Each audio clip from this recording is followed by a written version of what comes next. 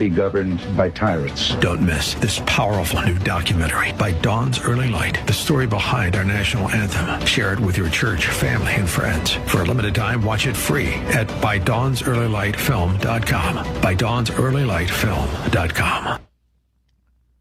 Here's the Wall Street Business Report. More money will soon be flowing into campaign coffers as the Supreme Court rules to lift campaign spending limits. The Supreme Court striking down long-standing campaign finance restrictions, Justice Kavanaugh writing the opinion as the justices voting along party lines 6-3 to side with the GOP argument regarding those limits on campaign spending. That is Laura Winters reporting U.S. job openings stayed at a surprisingly strong 7.6 million in May as the American labor market remains resilient in the face of the economic shock that was brought on by the war with Iran. Forecasters had expected employers to post just 7 million openings in May. Layoffs rose and the number of people quitting their jobs, that's a sign of confidence in their prospects, ticked up just a bit. On Wall Street at the closing bell, it was the Dow up 136 points. The Nasdaq gained 393. For the Wall Street Business Report, I'm Bob Agnew. News and analysis at townhall.com. On Point Weather, brought to you by our friends at Palmetto State Armory. On 107 The Point.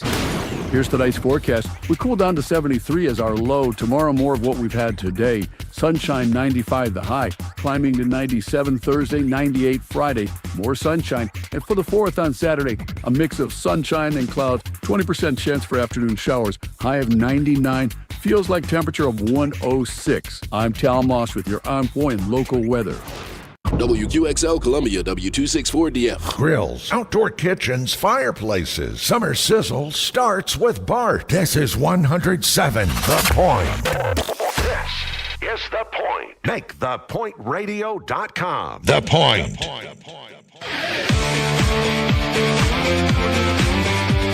This is Sports Talk with Phil Kornblut and Chris Bergen. Sports Talk is heard across the state on radio affiliates of the Sports Talk Media Network and is streaming live on SportsTalkSC.com, as well as Twitter, Facebook, and YouTube. The South Carolina Education Lottery lucky number to call in is 888-898-2525. That's 888-898-2525. Now, here are Phil and Chris with tonight's edition of Sports Talk.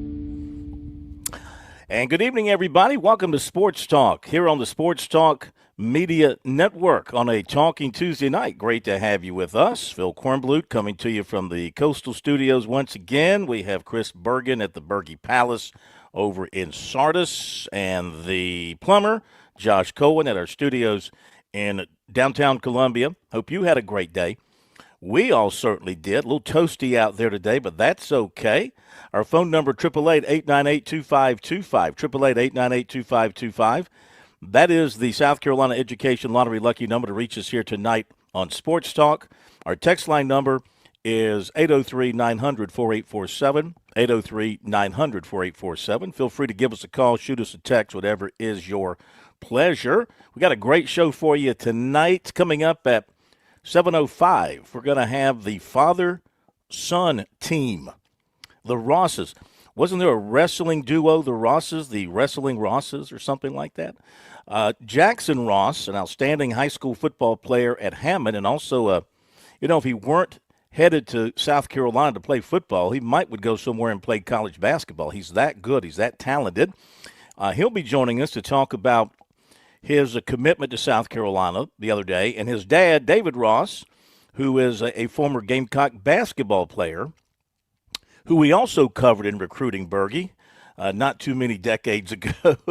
He's going to join us as well. So we're going to be double teamed by the Rosses tonight, talking with them about primarily Jackson, but also catching up with David, who was a really good high school player, as I recall, coming out of Florida, and came down to South Carolina and Auburn and chose South Carolina and became a very good outside shooter, dependable player for Eddie Fogler and the crew. So looking forward to having those guys with us tonight.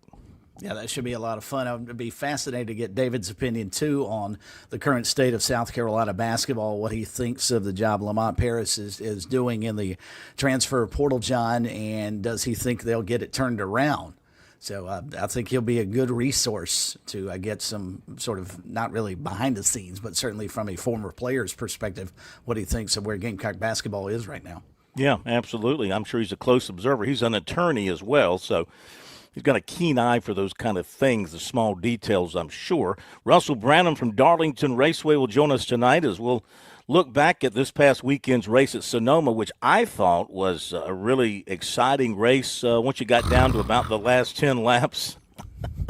I know you're not a big road course guy, and I'm not necessarily I had that same crazy reaction. about road courses, but it was exciting to see what was going to happen, at the end. I think who was it? It was it Briscoe? Was it Briscoe trying to catch up with? Yeah, I believe that's right. Mm-hmm. Yeah, I think it was Briscoe trying to reel him in, and he was certainly faster. But boys, SVG, you're not going to catch him and pass him most likely on a road course like that. That's 8 wins for him in his career, all on road courses. I mean, he's catching he's catching up with some of the Hall of Fame drivers in NASCAR history, all just by winning on road courses.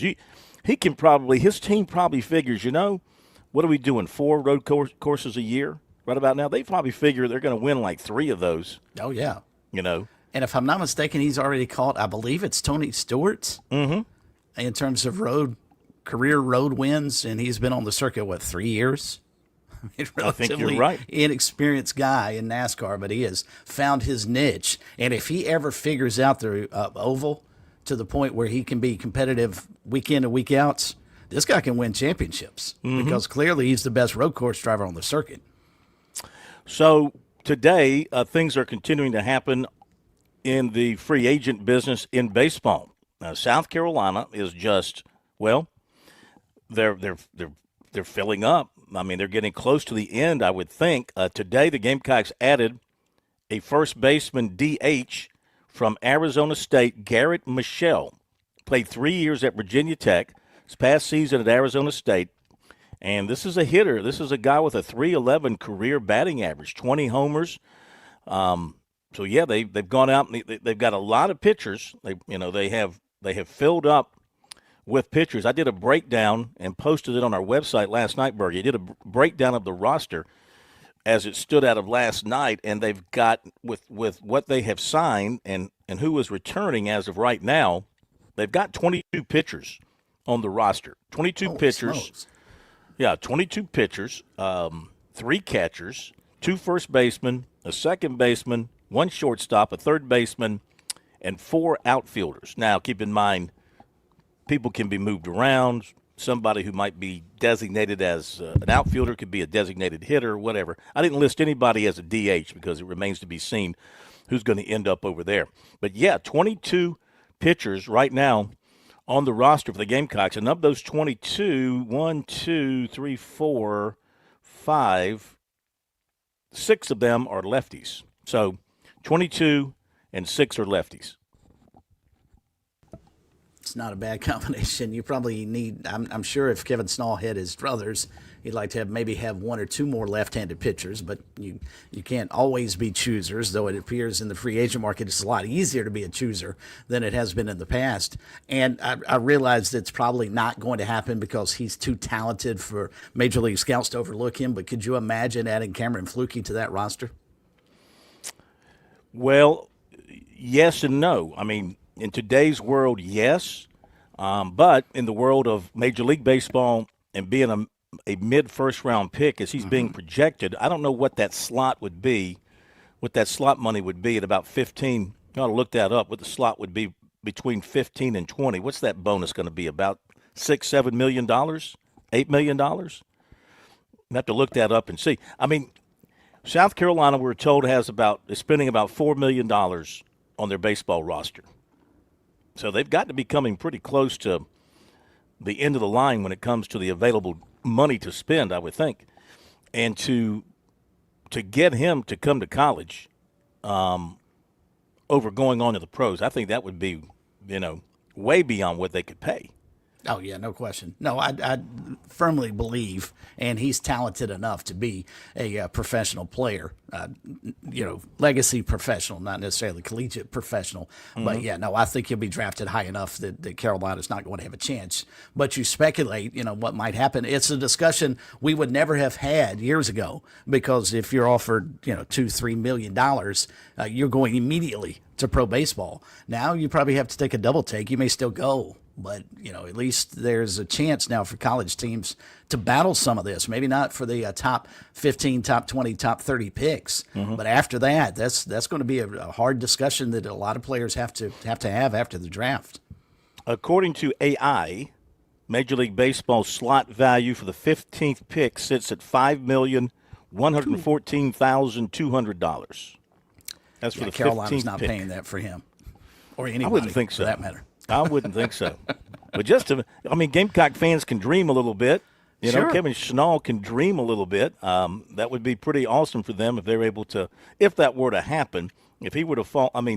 You look at the pitchers that they have right now, and I don't know. Who would be weekend? Who would you expect to be weekend starters? Carter Harrington was a weekend starter at the College of Charleston. Jordan Stevens pitched mainly out of the bullpen at Georgia, but he's a guy that throws in the mid to upper 90s. Just looking here, just pulling out he's some probably names. Back half for you there. I would think Brandon Stone's probably in the mix to be a weekend starter since he's returning. That is correct. I would think so.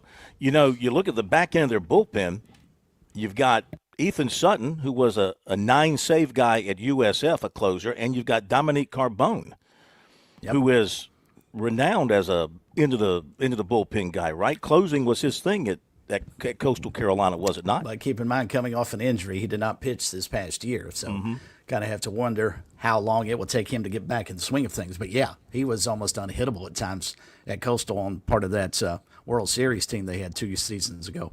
Well, the competition, what you want is competition, and the competition there for starts and for positioning and for innings is going to be real strong, I would say, amongst that group. So they've done a very nice job of putting together a roster of people they know, with all the Coastal Carolina kids coming back or coming in, and then the few guys they have coming back. Cooper Parks, Parker Merlot, and let's see who else. We mentioned Brandon Stone, Tyler Pitzer returning. Now, one who is not returning is Riley Goodman, because today he announced he's going to Georgia. So he won't be pitching for the Gamecocks next season. He'll be pitching against the Gamecocks. So they lose one. Did they want him back? Were they negotiating to get him back? Maybe some, maybe a little bit. But obviously they've put their money in other places, so it would seem. And they've got to be pleased with what they're doing. And also there's still the big hitting outfielder from Texas Tech who is out there. And South Carolina, according to reports, South Carolina is heavily in the mix with him. Schaus, is it Tyler Schaus? Something like that. Last name is Schaus. And they're very much in the hunt for him at this particular point in time. Supposed to be visiting South Carolina and Kentucky, and then South Carolina. So I don't know. They must have some money sitting around somewhere else to get a guy like that who had the kind of season he had and is considered the number one guy in the portal. And he's not staying at Texas Tech, which can, if they want to, can throw a bunch of money at a player. So the financial side of this would be interesting to see if we could pull back the curtain and see what's going on. Mm-hmm. You know what I find fascinating too, Phil? Kevin Schnall was hired a day before, 2 years after, Paul Manerio was hired. Manerio was hired June 11th of 2024, and then Schnall was hired, obviously, earlier this month on June 10th, thereabouts. It's interesting. Manerio always complained that first season, I didn't have enough time to get my players in because we got hired so late. Does not appear that's a problem for Kevin Schnall and his staff. And I think that shows the difference between a guy who has been in the game the past several years before he took the next step versus a guy who had been out of the game for several seasons before he took his next step. Good point. Yeah, the transition was very easy for Kevin Schnall. Very easy, because he was in the flow. I mean, they hired him, basically about a week or so after they had finished up in the NCAA tournament, maybe more or 2 less. weeks. Maybe 2 weeks. And, he was involved in the free agency world at that point in time for Coastal Carolina. He was involved in recruiting, so he was still in the flow. He knew what was going on. He didn't have to transition back into it. So, and Maneri did. I mean, but that was the risk that Ray Tanner decided to take, a guy that has got national championship credentials. The winningest, when he came back into baseball, he became the winningest active coach in college baseball. And I guess the step back into it was too great for him. He just couldn't put it all together to make it work at South Carolina. So those 2 years will be quickly forgotten about by Gamecock fans for sure, because they want to forget about it. And maybe Kevin Schnall's going to come in and, Lou Holtz came in and went 0-11. You don't want to do that. You don't want to do that. That was kind of what Maneri had a bad first year, and then maybe he should have turned it around and gone on to some greatness. Didn't happen. So maybe not the perfect analogy, but the idea is for somebody to come in and turn it around and get them back to a high level.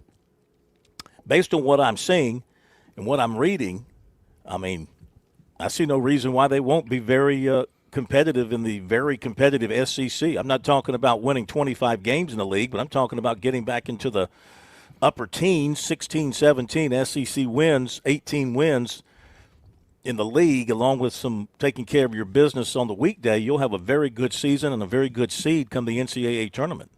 Well, and just look at Oklahoma, team that finished 11th in the SEC and then figured out, hey, we can hit long balls. We can play the bad boy baseball, and went on to win a national championship. So, yeah, you're right. Even some of the greatest South Carolina teams didn't win 25 SEC games. 25-5 in that league, they all just hand you the national championship trophy right there. You shouldn't have to go through the NCAA tournament. It's extremely difficult, but all you need to be, and you don't want to set this bar, but realistically, all you need to be is about 500 in the Southeastern Conference, and you're getting into the tournament. And then after that, it's up to what you can accomplish. And you're probably hosting a regional. Maybe you're on the borderline. Oklahoma didn't, but they were 14-16. You get up around 16-14, 17-13. You're definitely hosting a regional. Absolutely. Okay, before we go to the break, I guess the big news nationally is that LeBron James is leaving the Lakers, and he's going to be a free agent. A lot of talk about him going to San Francisco, Golden State, whatever you want to call them. They're talking about bringing Anthony Davis in. Still got Steph Curry there. They're losing Green. He's walking out. So the Warriors are attempting to put something together, kind of an old folks' home, and see if they can put a big three together to make a run. And LeBron James, I hate the Lakers, so I'm not going to say anything good about him. I don't – individually, of course, he did great things, All-Stars, MVPs, and all that, but he didn't win a real NBA championship. That's right. He did not win a real NBA championship while with the Lakers, which is what he was brought in to do.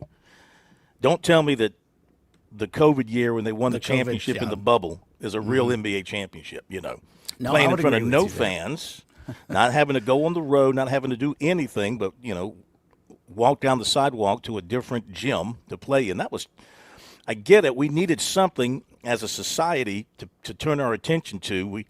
We appreciate certainly the fact that it all started at Darlington with racing. They brought back sports to America during COVID. I was there that night when they ran the first races.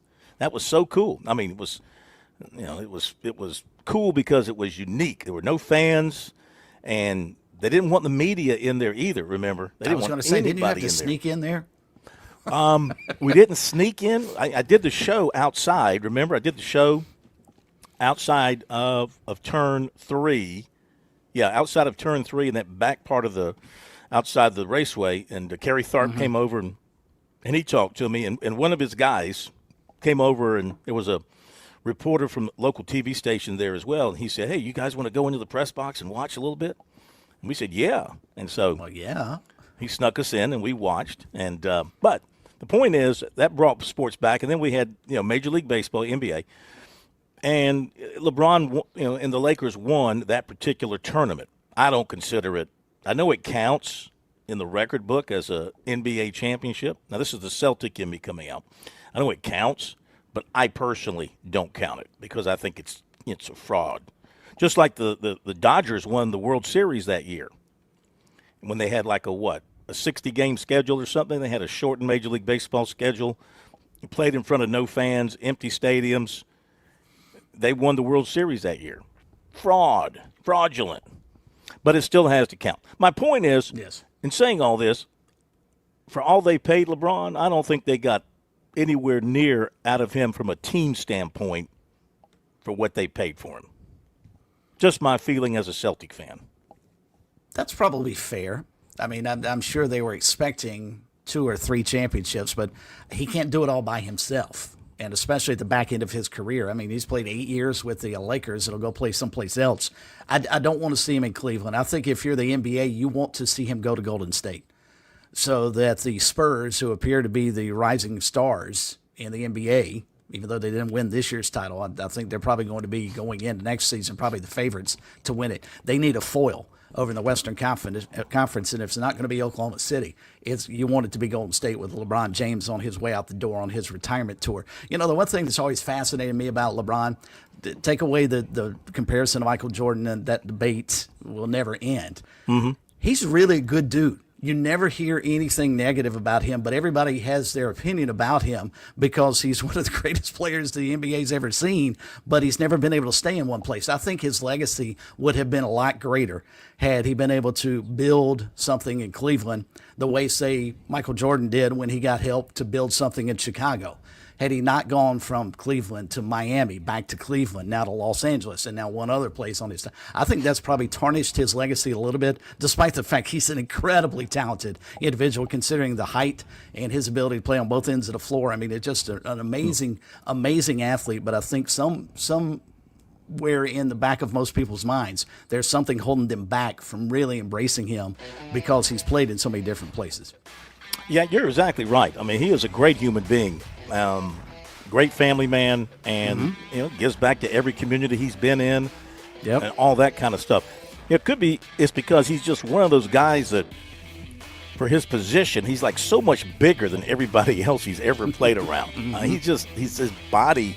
He's just an incredible athlete, But he still didn't do for the Lakers what they brought him in to do. And we'll be back.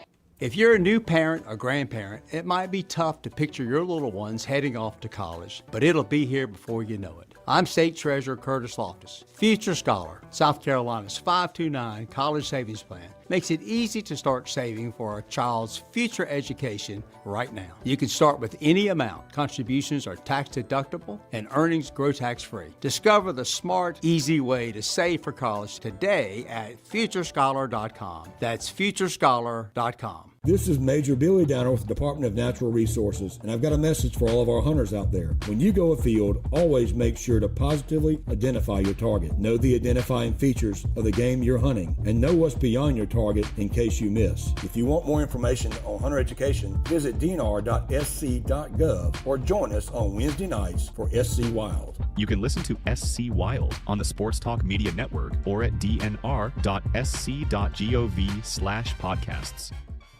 Looking for thrills? Then welcome to the South Carolina Education Lottery, where excitement's the name of the game, and every chance at a win... Just one more. Come on, so close. ...comes with a chance of a whiff. Well, no biggie. Nicely done. You handled it like a pro. Because when the stakes start getting too real and you find yourself playing for more than fun, it might be time to take a break. Good point. Playing for fun makes you a better player, and a better player is a better you. Learn more at SCEducationLottery.com.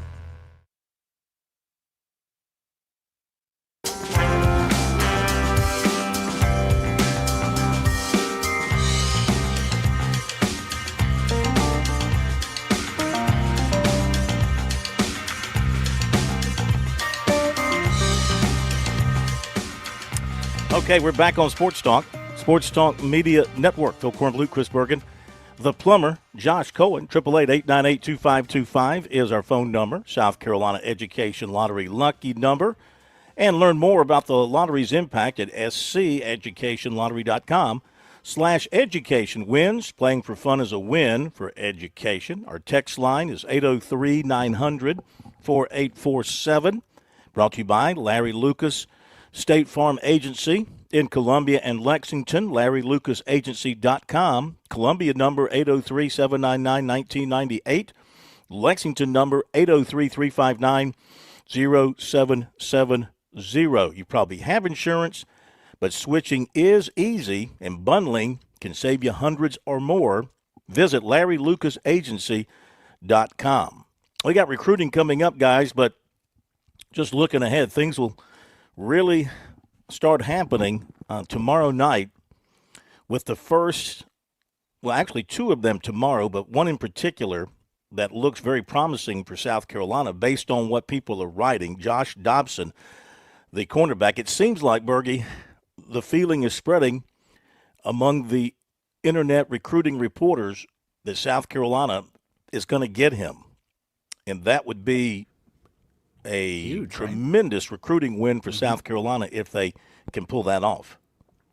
Yeah, he seems like a tremendous player, and from the people who have been recruiting him, that would be a good get. And those are the kind of wins that Shane Beamer probably needs right now to install some faith back into what he's brought to the Gamecock sideline, and that would be huge. And then, of course, after you get the commitment, you got to go have a really good season to make sure you can maintain it when December rolls around. Yeah, nobody's going to quit recruiting just because somebody's making a promise they can break in a heartbeat. Beamer did put out another commitment alert last night, so that's two floating out there for the Gamecocks. I don't know. I feel like Nate Carson's probably going to pick South Carolina. I think others do as well.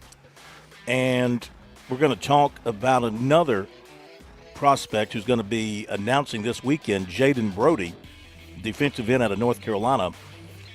And he was just in at South Carolina for camp and was offered and moved his commitment date up. Things kind of point towards him as well, I think. We'll be right back. On Point Weather, brought to you by our friends at Palmetto State Armory. On 107 The Point. Here's tonight's forecast. We cool down to 73 as our low. Tomorrow, more of what we've had today. Sunshine, 95 the high. Climbing to 97 Thursday, 98 Friday. More sunshine. And for the 4th on Saturday, a mix of sunshine and clouds. 20% chance for afternoon showers. High of 99. Feels like temperature of 106. I'm Tal Moss with your On Point local weather. America turns 250 this July 4th, and at Palmetto State Armory, we think that deserves real celebration. This July 4th only, from 10 a.m. to noon, enjoy our doorbuster deal with select PSA daggers for $249.99. First come, first serve. The celebration runs all week with great deals on great products, like 10% off all 6-hour products, 20% off select sunglasses from brands like Oakley and Costa, Dagger AR combos for $7.99, and up to 70% off clearance clothing. Come in, stock up, and celebrate right this July 4th at Palmetto State Armory. With SRN News, I'm Keith Peters in Washington. The Supreme Court has upheld a broad conception of birthright citizenship, rejecting President Trump's executive order declaring that children born to people in the United States illegally or temporarily are not American citizens. The justices in their decision in a New Hampshire case Tuesday relied on a long-settled understanding of the 14th Amendment. The Supreme Court is upholding state laws barring transgender athletes from playing on girls' school athletic teams. The court's conservative majority ruled Tuesday that state bans in Idaho and West Virginia don't violate the Constitution or the federal law known as Title IX, which prohibits sex discrimination in education. On Wall Street, the Dow up by 136 points, the Nasdaq rose 393. More details at srnnews.com.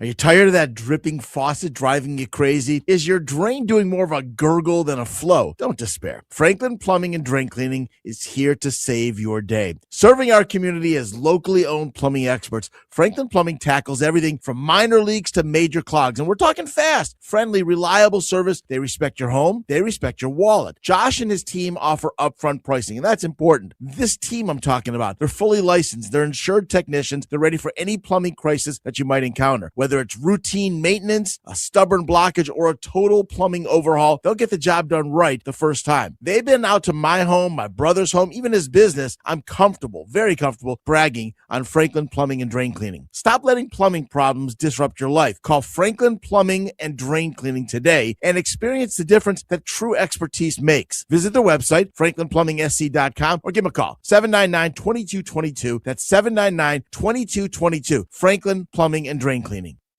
South Carolina summers are hot and humid and hard on your air conditioner. When your home stops feeling comfortable, call Sweet Comfort Services. We're family owned and operated with over 30 years of heating and air experience. From service and maintenance to complete system replacement, we're here to keep your family cool. We'll even meet or beat any quote from a licensed competitor. Schedule your appointment online at sweethvac.com or call 803-331-8143. Sweet Comfort Services, comfort you can count on.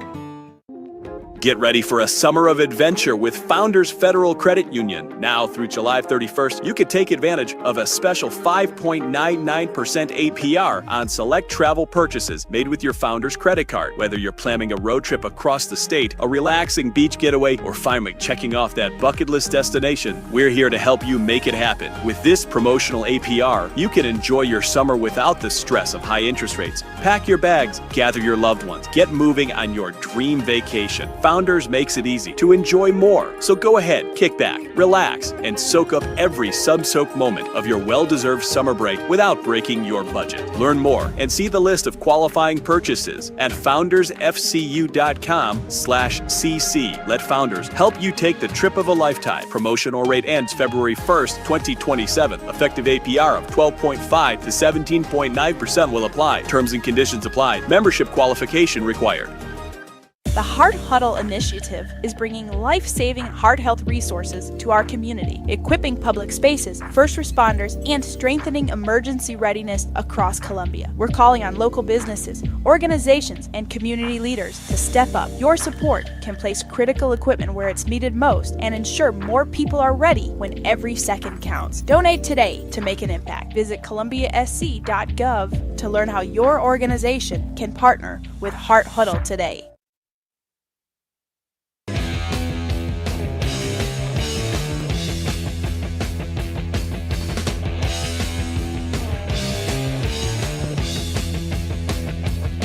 And we're back on Sports Talk, Sports Talk Media Network. Tomorrow night, we continue to dust off the furniture. Chuck Reedy, Ellis Johnson will be with us tomorrow night. Oh, my gosh. 7:05. Talk some football, talk some midsummer football with them about what's happening at South Carolina, Clemson, Coastal Carolina, other places as well. If you'd like to join us, 888-898-2525. Question, comment, observation, feel free to give us a call, 888-898-2525. Lines are open. And the text line number, 803-900-4847, 803-900-4847. For that, you can reach us that way, and happy to read your text messages as well. A few other notes today. South Carolina defensive end Dylan Stewart named to the Walter Camp preseason first-team All-American team. And he was a unanimous freshman All-American, freshman All-SEC selection, 24. Been dealing with an ongoing issue with a back, and they were hoping that all the rest they gave him in the spring and now it's going to pay off and he'll be able to go at 100%. He owns 22.5 tackles for loss and 11 sacks in 56 career tackles. So, I mean, so much is expected of him coming off that freshman year when he really flashed, and they need him to be healthy and to be at his best this coming season. Also, Clemson Sammy Brown, outstanding linebacker, also named a preseason first-team All-American by Walter Camp. Make a note of some dates here related to high school football. Shrine Bowl rosters come out on September the 20th. The Touchstone Energy Bowl rosters on October the 14th. And the Mr. Football finalists, Berkey, come out on November 2nd. Speaking of Sammy Brown, since you weren't here last week when Clemson announced its a trio going to ACC Media Days, were you surprised or do you believe Dabo made the right decision not taking a quarterback up there? I always believe you should take your quarterback. Well, I'm sort of thinking the same thing. Smitty and I had that discussion because that's who the media wants to talk to. But I think Dabo's reasoning may have been, look, I don't want to take a guy who's never started in a place like he's going to have to open the season at LSU and, put a lot of pressure on him aside from that. Plus, Tate Reynolds is on his heels. Maybe he just wants to keep that competition going, even sans the ACC Media Day. But I did find it interesting that the tight end is going as their offensive representative. Yeah, I don't think you can hide your quarterback. And he is your starter. He is the face, of your program, of your offense going into the season. He's not going to be able to hide in Baton Rouge. So, true. What kind of pressure are you going to get talking to a bunch of fat media people? Seriously, you're not going to. And Vizina can handle himself, and he's been a starter. He started games. He's done interviews. They've brought him into the interview room during the week. They brought him in after games. So I would think you would be showing more confidence in your quarterback by taking him and putting him in this spotlight and letting him handle it. Because if he's going to be your quarterback, he's going to be in that spotlight between now and whenever he's not your quarterback, if that happens to be the case. But he's not going to be able to run from the spotlight when they play at LSU. That's for sure. So I would have brought him. Yeah, I see both sides of this, but and I think clearly on the defensive side, there was an easy call there. You bring Sammy Brown and Will Heldt. That was a no-brainer. I did think also Pat Henry was a little strange. I don't know how many people outside of the Clemson family, first off, know who he is, and are secondly going to be overly fired up to be able to chat with him during media days. Yeah, I agree. Also, a little note here, former South Carolina assistant AD Sean Eichhorst is going to be the new AD at Wisconsin. He's also been the AD at Nebraska and Miami, and he had been working at Texas. So now he's headed to the big to be at Wisconsin. All right, what else do we have here that I want to mention? Let's see. I saw this little note. This goes back a few days, but I've saved it here just to mention this headline from Ross Dellinger. Open Doors.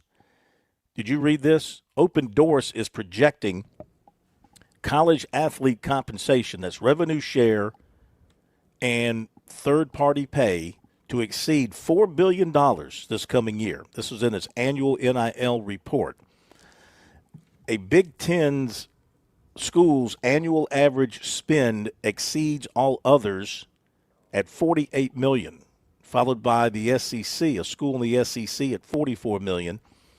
Apparently, the biggest spender in the ACC is only spending $28 million, and the biggest spender in the Big 12 is only spending $24 million.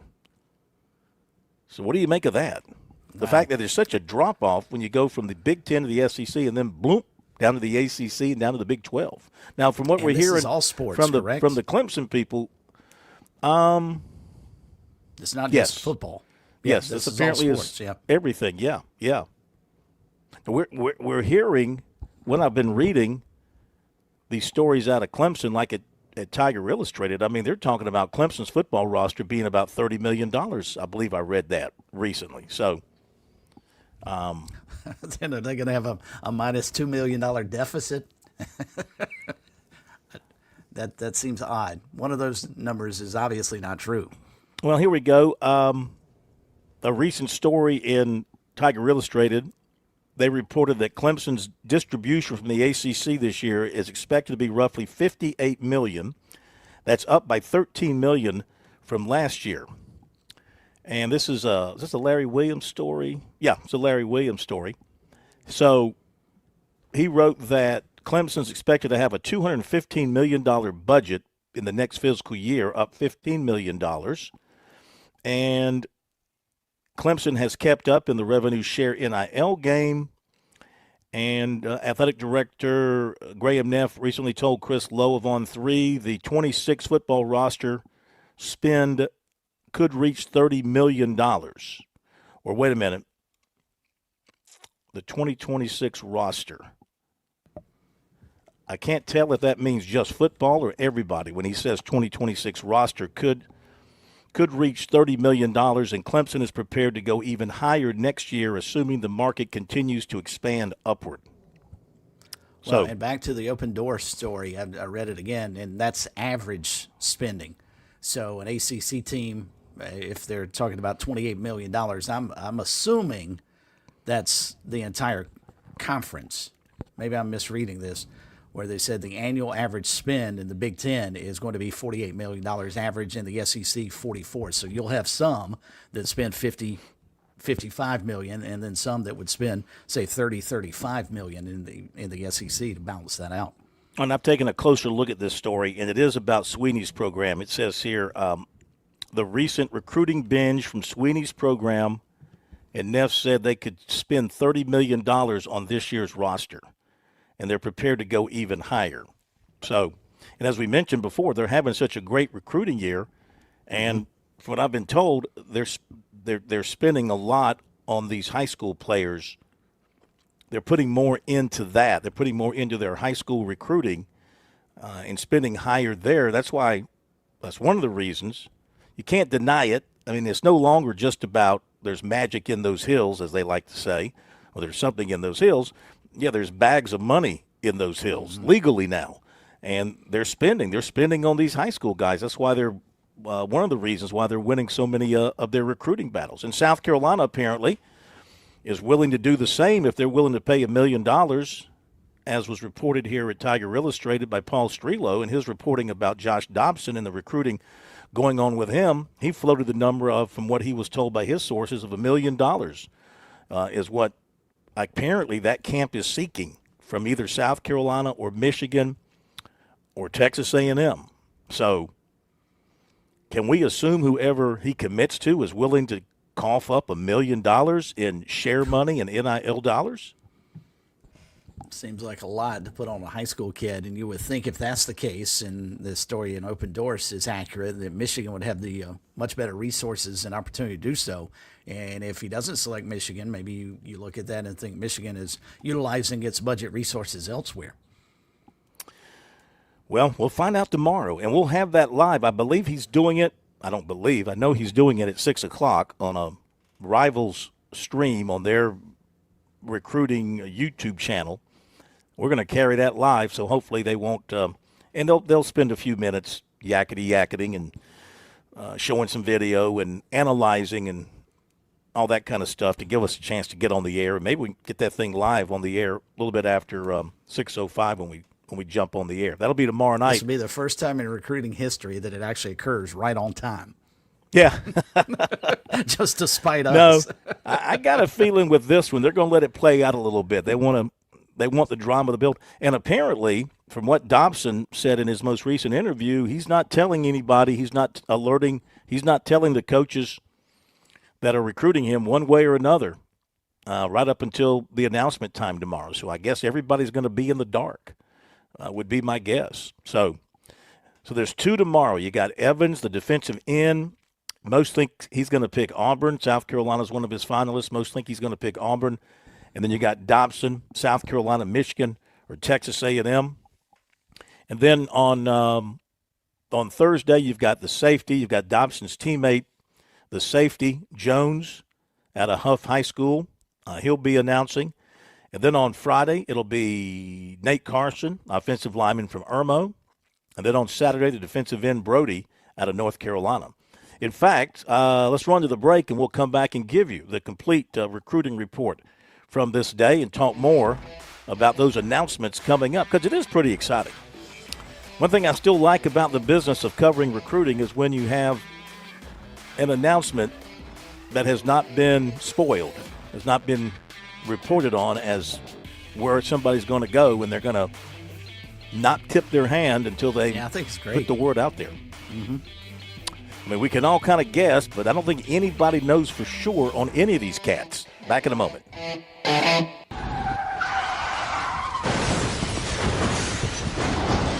I'm attorney Jim Corbett. That's the sound of a big hit on you and your car or truck. I've been an attorney for more than 30 years, helping people who get injured in car wrecks and truck wrecks. If you have serious injuries, call Jim Corbett, 803-765-2968, or email me at jim@jimcorbettattorney.com. That's Corbett. I don't get paid unless I recover for you. Jim Corbett Attorney, for your best recovery from a big hit, 803-765-2968, or jim@jimcorbettattorney.com. When I was in high school, my coach liked to say, "You don't rise to low expectations." And that's just always stuck with me.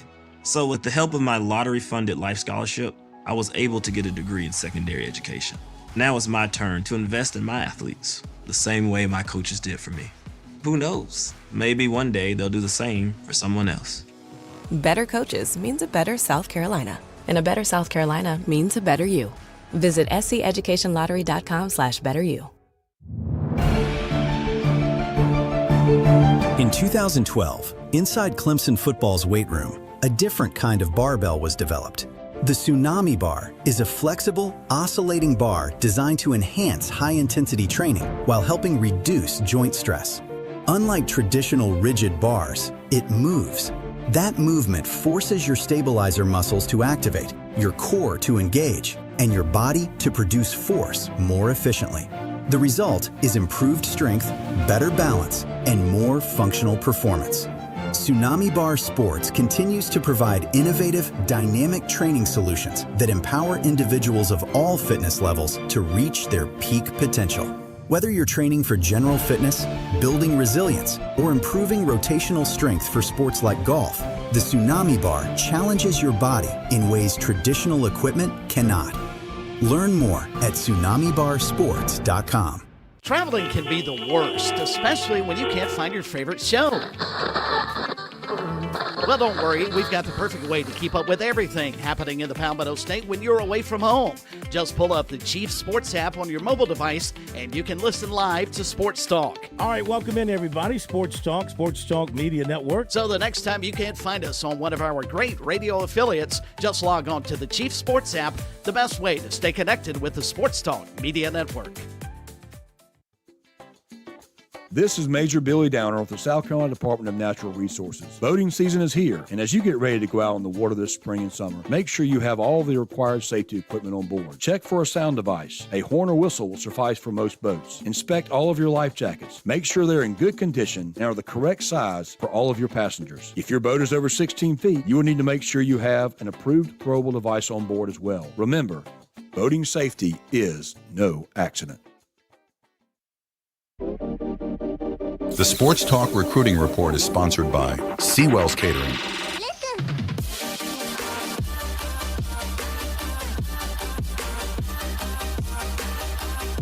Let's give you the recruiting brought to you by Seawell's. Hey, you got a event coming up this fall, maybe later this summer, maybe into the fall. Of course, you don't want to mess with a football weekend, but some of you don't care about that. You think things are more important than football. I get it. When my daughter got married, I said, "Honey, June's a great time to get married." Her response was, "Dad, this ain't about you." And she got married in October.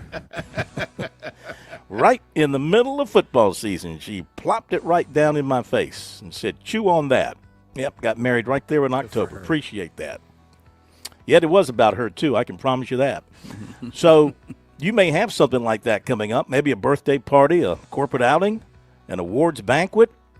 We're going to have an awards banquet for the plumber when we announce that he's been named the Sports Talk Producer of the Year. So we'll have an awards banquet for that. And we'll have Seawell's cater it. And you can do the same. Just call Seawell's at 803-771-7385 or check them out online at SeawellsCateringSC.com. They'll come to you or they'll host your event at their location, which has been at 1125 Rosewood Drive, but will be moving across the street into their building inside the State Fairgrounds at some point in time. Do we have a menu for this week yet, Plumber? No, sir. Okay. Well, and I haven't talked to anybody, I can only guess that the daily luncheon buffet is on for now. Then again, the holiday could impact that. You might want to call in advance, 803-771-7385. 7385. Or Plumber, I should assign you the task of finding out if they're having the buffet this week. I charge by the hour. That's your job. But when they do have the buffet, you definitely want to get there because it's the best in the buffet business. From 11 till 2, typically Tuesday through Friday. Okay, recruiting. Been starting so much with baseball. Let's continue on the baseball front because late this afternoon, former Arizona State and Virginia Tech first baseman Garrett Michelle announced a commitment to South Carolina on his Instagram. 49 games with the Sun Devils this past season.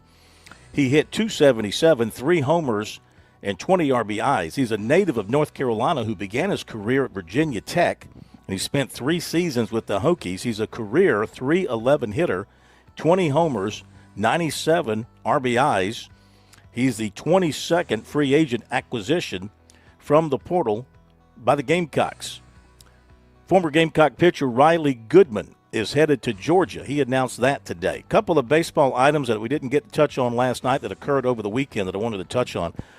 One was the departure of Will Craddock from South Carolina. That happened on Friday night. He announced that, and that's a pretty big loss, Bergie, for the Gamecocks. He was, an outstanding freshman who was only going to get better. That was one, I don't know what the deal was.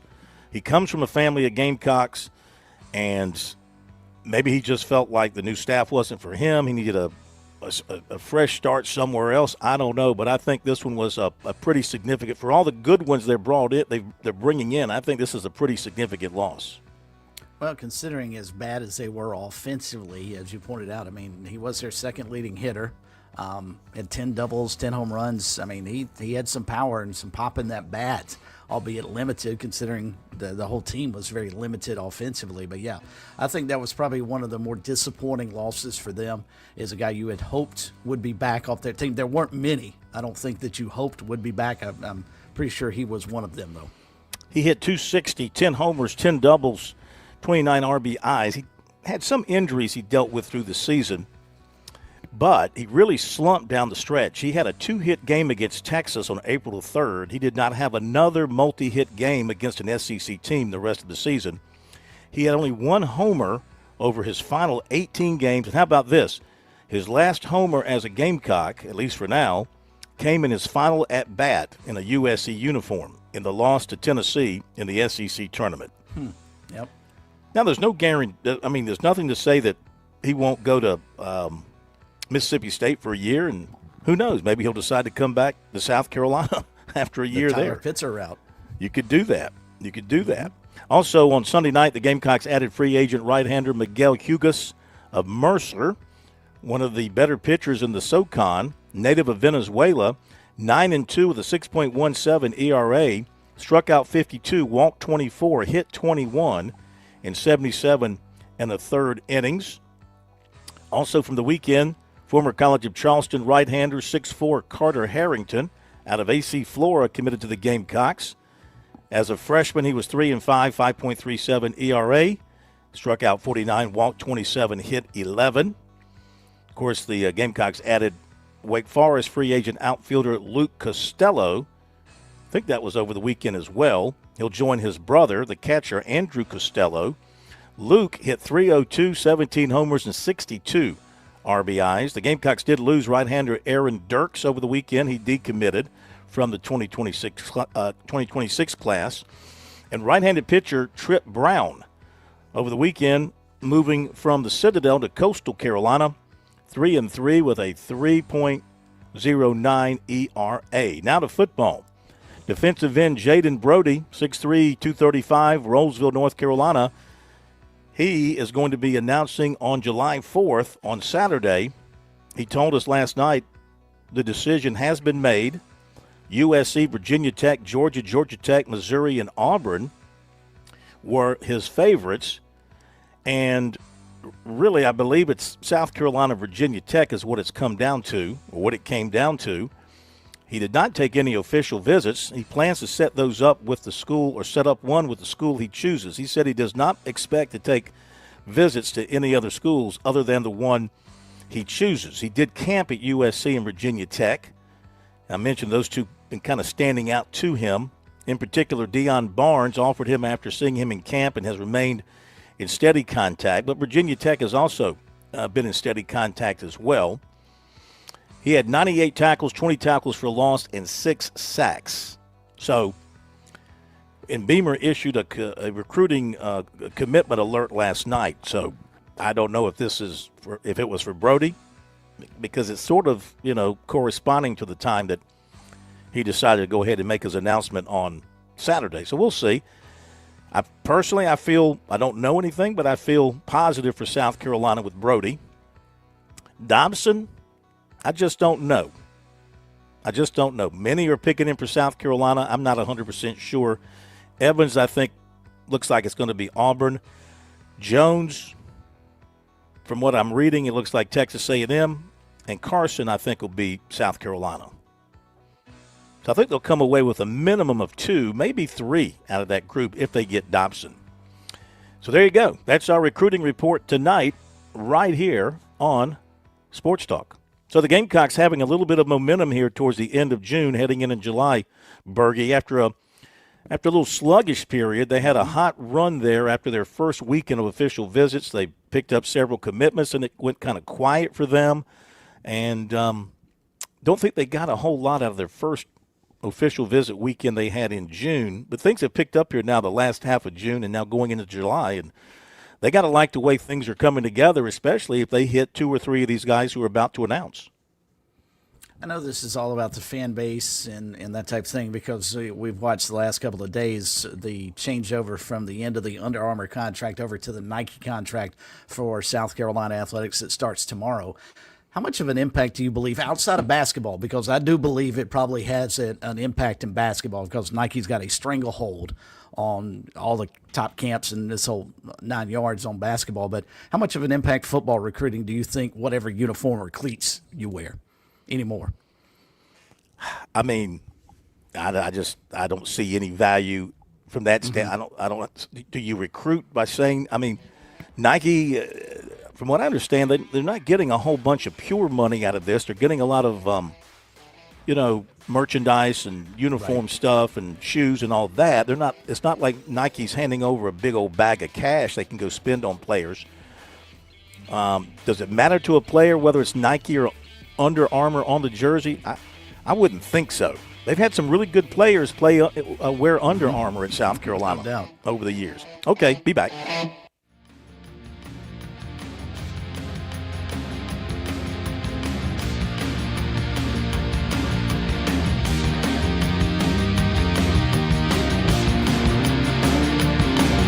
WQXL Columbia, W264DF. Grills, outdoor kitchens, fireplaces. Summer sizzle starts with Bart. This is 107 The Point.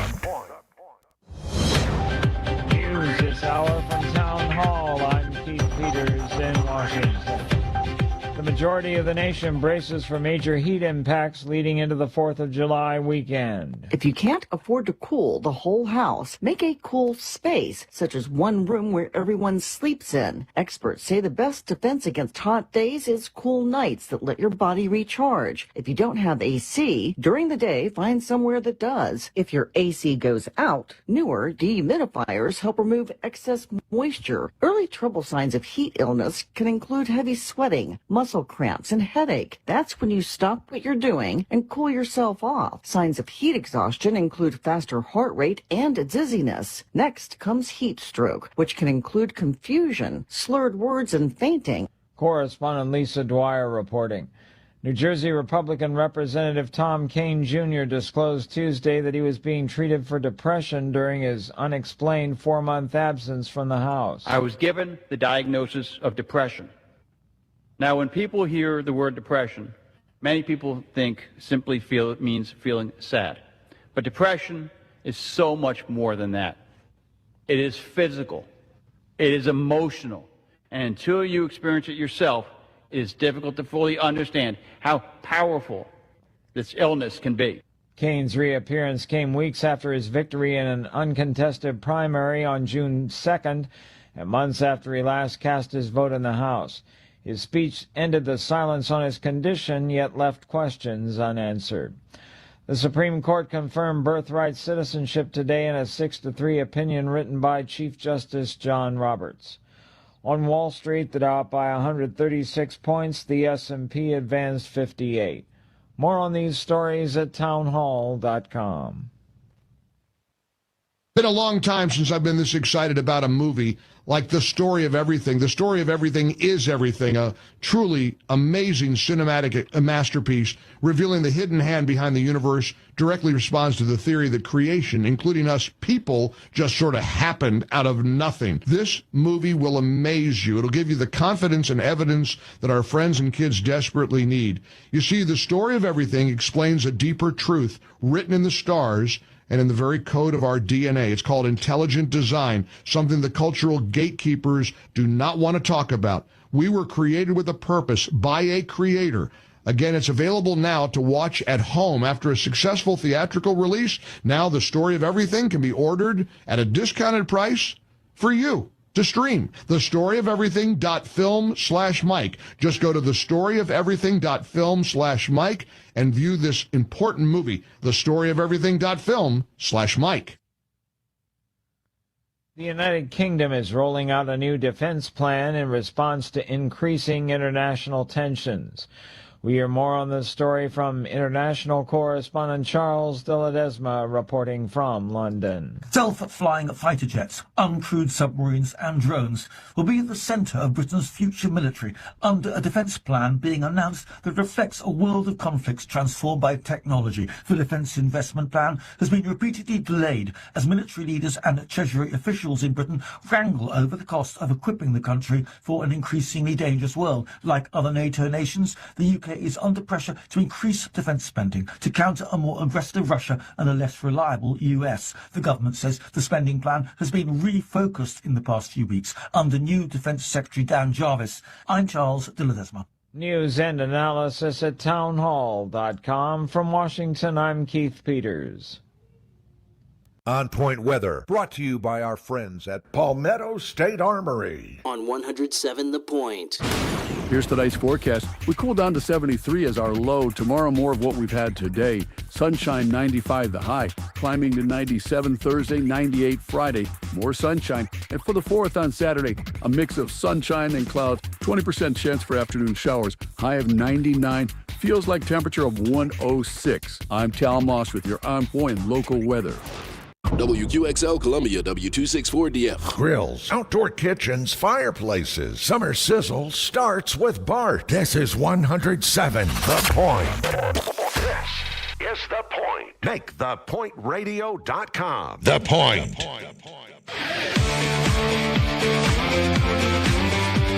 Welcome back to Sports Talk on the Sports Talk Media Network.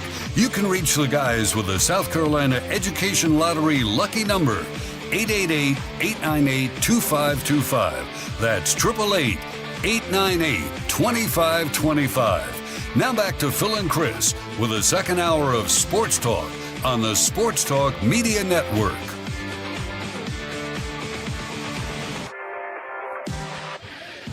Okay, welcome back, everybody. Sports Talk Media Network across the state of South Carolina on this Talking Tuesday. Great to have you with us. Phil Kornblut, Chris Bergen, the plumber, Josh Cohen.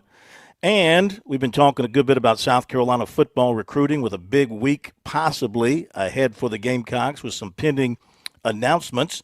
And one of the big pickups the Gamecocks have already tucked away came down just a few days ago. Jackson Ross, outstanding linebacker, basketball player, probably plays baseball pretty well also, from over at Hammond.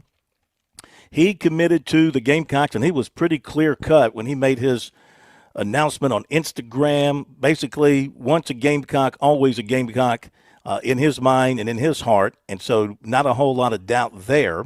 And to me, what's really interesting as well, as far as his own individual skills, is the fact that his dad, David Ross, was a basketball player for the Gamecocks as well back during the days of Eddie Fogler, and we here on Sports Talk, we covered that recruiting also. So we're looking to the future and we're looking to the past as well as we welcome in Jackson Ross and his dad, David Ross. Let's begin with the future. Jackson, welcome in. How are you? I'm good. Thank you for having me on. Thank you. Thank you for joining us. And Coach, he's also a coach. Coach David Ross, good evening. How you doing? Hey, I see you're still at this, Phil. You've been doing it for a long time, bud. Yeah, making those calls to you. And you were from Florida, weren't you? Yes, sir. What was your hometown? I'm from St. Petersburg. St. Petersburg. Okay. Well, we'll talk about you in just a moment, but I want to talk about Jackson. And Jackson, congratulations on your commitment to the Gamecocks. Am I pretty right on it based on what you said? It was the Gamecocks all the way for you as you went through the recruiting process? Actually, it was tough. Kind of at the end, I narrowed it down to 3-man schools between Texas Tech, Vanderbilt, and South Carolina. And, going into this process, I thought it was going to be very difficult to have, any school kind of make me, consider going away from Columbia or consider not playing for the Gamecocks. But Texas Tech and Vanderbilt both did a good job, and they made me, be kind of almost lured away. And I saw myself going and playing at both of those places. And kind of in the past few weeks, after my official visits, when I was narrowing it down to, the final school, I was really kind of in a three-way tie. And, fortunately, South Carolina has the automatic tiebreaker just with them being in state, being in my backyard. I've grown up a Gamecock fan. So that was really the main thing was, if they have the tiebreaker, they win just because, I'm a huge Gamecock fan, and that's where I want to be. David, as you were advising and helping to guide Jackson through the process, did you push him a little bit toward the Gamecocks? How did you, from a father standpoint, a former athlete standpoint, as a former Gamecock, how did you handle it? It was difficult, obviously, being a Gamecock athlete and for the last 30 years following the Chickens. I tried my best to put my affiliation sort of aside and let the schools do what they do and proving to Jackson what they would be able to do for him and what he would be able to do for those particular programs as well. And as Jackson stated, all three schools did an outstanding job from a recruiting standpoint and developing relationships, not only with Jackson, but with our family as well. We visited every institution and were impressed with all three schools. But ultimately, as Jackson stated, it was going to take a lot to undo the last 17 years of his life. We've got a bunch of pictures when he was only weeks old. He was already in Gamecock gear. So it was going to take a lot to overcome that already traditional fandom that he had with the Gamecocks, and ultimately that's what won out at his decision, I believe.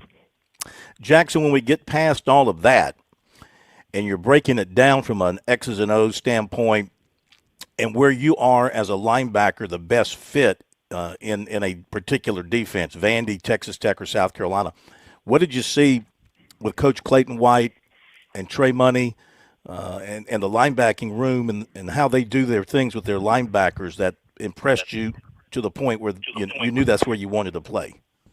Yes, sir. You look the past 5 or 6 years, all those guys in that room they've been great athletes.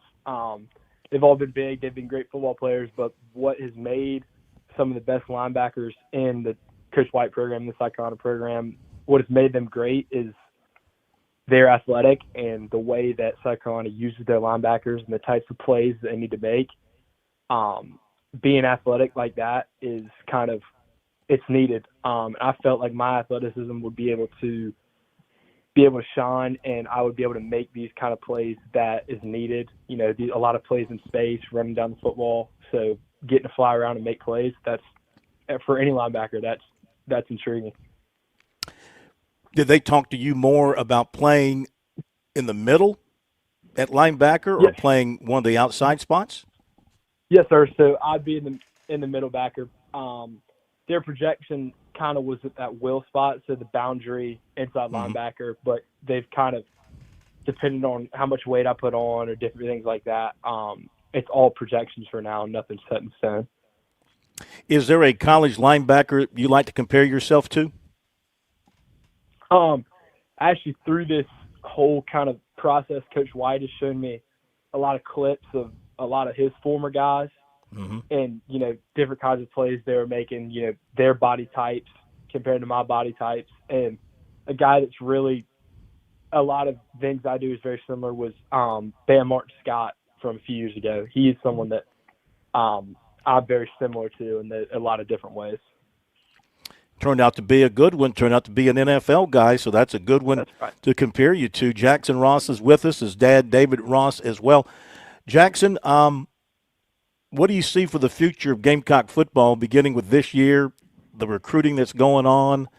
Do you see a complete turnaround after the 4-8 of last season? I mean, you're kind of hanging your hat on the belief that Shane Beamer and that staff can get it turned around. For sure. And obviously that was a huge question mark. And one of the big, things knocking down South Carolina. But, I've actually talked to the coaching staff about that a lot. Like, y'all went 4-8 last year. What is different this year? And all their answers have been extremely positive. They're all saying, the big thing is Lenoris is back to being Lenoris. The defense has been great over the past 5 years, really. I mean, the defense has been one of the top defenses in the SEC the whole time. And I trust those guys that they truly mean what they're saying. And after going out and watching a few practices, everything seems to be clicking. And they're saying this squad this year reminds them a lot of the 2024 team. I think Gamecock fans would sign up for that. How do you think they're going to do beginning tomorrow night on the recruiting trail? What are you expecting to see from these guys that are pending over the next few days? Yes, sir. I think, obviously the most important thing for me is there's two pretty high level in-state prospects that are making their decision over the next 3 or 4 days. I think that the biggest priority would be to lock those two guys up and just continue being able to kind of home grow products and really dominate this state when it comes to recruiting, because there's a lot of guys that come out of South Carolina. Coach Ross, how good a basketball player is Jackson? I think he's a pretty good basketball player. This was kind of hard for his basketball coach to figure out that he's probably going to have a future in football instead of in basketball, but seeing how naturally he acclimated to the gridiron, I quickly changed my mind after his high school career started. And I still get to keep him during the basketball season, and I'll have him one more year anyway, but he's a pretty good basketball player as well. So no early enrolling for him? Hammond does not currently allow you to graduate early, although they were certainly willing to talk to Jackson about potentially changing some of what has been their rule for forever.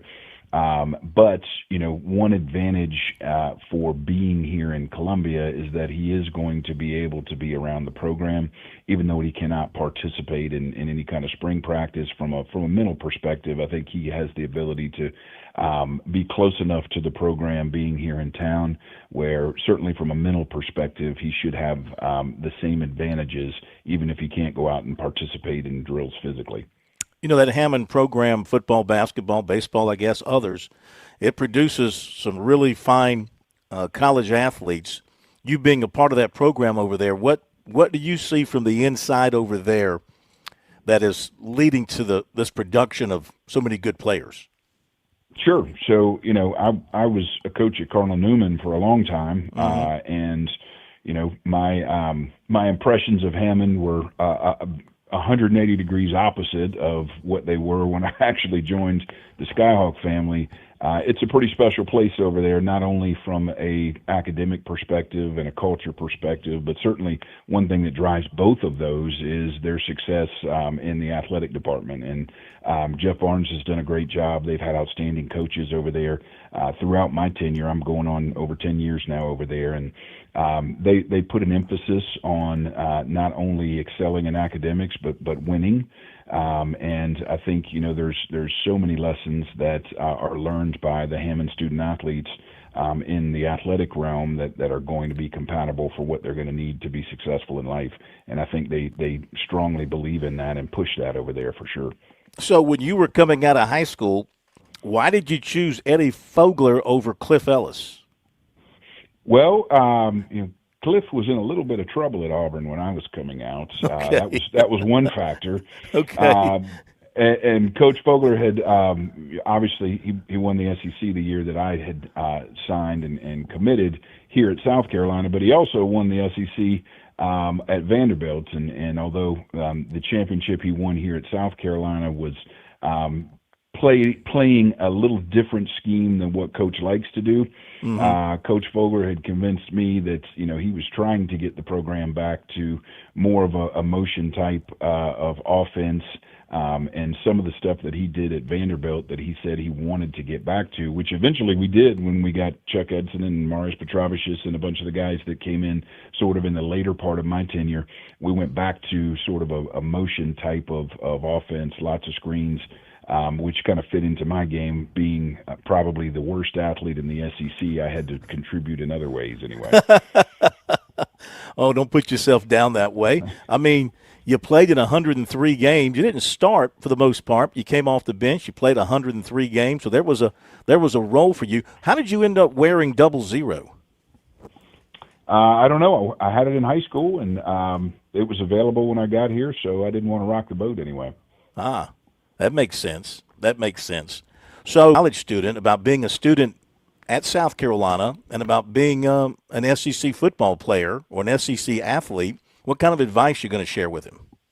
Sure. Well, it's probably not too much of a secret. I'd say that I have shared the same advice with, I think I've had now 5 football players that have played basketball for me over the course of my career that have gone on to play for the Gamecocks. There is, this is not, and I've said this before, this is not really the culmination of what he's been able to do, but hopefully it's just the beginning, right? And I've tried to get all of my athletes that I've coached that are going to go on to play in college to understand just how difficult it is going to be and how hard they have to work in order to not only compete but to excel. And that's ultimately, I think, what Jackson's goal is, and what my goal is for him is to not only be satisfied with being a Gamecock, but now we want to get to a position where not only can we play, but we want to be able to excel for the Gamecocks and help them win ball games. For sure. Jackson, what kind of coach is your dad?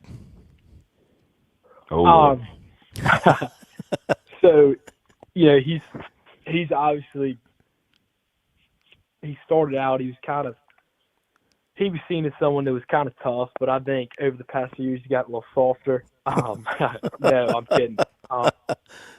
He's definitely someone who holds not all of his players, but especially me, to an extremely high standard. And I think that because of that, I'm in a better place because, some people come into college and they've never been coached hard in their life or had to go through having someone holding them to that standard. And I think it's been an advantage for me because I've had someone holding me to that standard and coached me for the past 5 years of playing on this team. Does he yell at you a lot more than the others? There's times, but it's mostly deserved. Yeah, that's great. I'm equal opportunity there, Phil. Well, you got a voice. You should be on the radio, man, with that voice. I can hear it. I imagine it rings through the hallways. Last thing, and we'll let you go, David Jackson. You're also an attorney. So how do you juggle being an attorney and coaching basketball? And, of course, I guess, for a while there you were chauffeuring Jackson around to various schools for visits. How do you handle all that? Matter of fact, I'm calling in from the office right now. So during the off season, I've got put in time that I don't have during the season. But, I get to work all day, and I've got the best of both worlds. I wanted to coach in college, actually, but Coach Fogler resigns my senior year, so I had to go another path, and I now have the best of both worlds. I get to work as an attorney, and then for stress relief, I get to go yell at 17-year-olds in the evenings from 7 to 9. You can't yell at judges, can you? Nope. That's why I do real estate law. Oh, you do real estate. Okay. I was going to ask you if you ever had to go before Casey Manning or something like that, but that would have been interesting. But I guess you never crossed paths in a courtroom with him, huh? Well, I did not cross paths. I clerked for Judge Manning my first year out of law school, so we had a pretty good year that year. How about that? Well, it was great having the both of you on with us. Thank you for letting this be come together. Jackson, congratulations to you once again. And David, great talking to you. How many years has it been? About 30 years. It's been 30 years. Yeah, you probably didn't want to say that on the air, but yes, sir. You've been doing this a long time, and we certainly appreciate all you do for South Carolina sports. Well, thank you, and I can remember calling you up and doing a recruiting story on you back in the day. So it's great to have you both with us, and enjoy the 4th. And Jackson, have a great senior season, football, basketball at Hammond. And, Coach, good luck to you in the courtroom and also on the hardwood. And we'll see you guys again soon. Yes, sir. Thank you. Thank you so much. Jackson Ross and David Ross. Appreciate them being with us tonight. Really good stuff. I didn't have the heart to ask David about the NCAA tournament team in '98, his freshman year, when they inexplicably lost to Richmond. That team was Sweet 16 good and just didn't show up for the first round. Yep. It's a shame. And it happened again the next year, too. Be back in just a moment. There's a lot of things we take for granted in our lives. Your home's AC will run cool. Your drive-through coffee will be hot. And the car will start when it's time to take your kids to school. It's when things don't go as planned that you start thinking about who to call and where to turn. The good thing is, you can prepare for life's most difficult days by calling the Larry Lucas Agency today. Larry is a State Farm agent that has been taking care of people across South Carolina for more than 2 decades. You probably have insurance, but switching is easy, and bundling can save you hundreds or more. Most importantly, the Larry Lucas Agency can help you choose the protection you want at the price you want. All backed by South Carolina's #1 home and auto insurance company. Visit LarryLucasAgency.com today or give Larry a call at 803-799-1998. Like a good neighbor, Larry Lucas State Farm is there. Traveling can be the worst, especially when you can't find your favorite show. Well, don't worry. We've got the perfect way to keep up with everything happening in the Palmetto State when you're away from home. Just pull up the Chief Sports app on your mobile device, and you can listen live to Sports Talk. All right, welcome in, everybody. Sports Talk Media Network. So the next time you can't find us on one of our great radio affiliates, just log on to the Chief Sports app, the best way to stay connected with the Sports Talk Media Network. Looking for a new car? You need to think about a Kia. If you're in the market for an SUV, consider the new Kia Telluride or the new Kia Sorento. They're big, they're strong, and loaded with tech for thousands less than Honda or Toyota. You'll see the difference right away, and you get double the warranty. Plus, you get the JT's Advantage million-mile warranty and about 1,000 other things you have to see to believe. If you want the biggest bang for your buck, it's time to think about a new JT's Kia. We're serious about saving you money.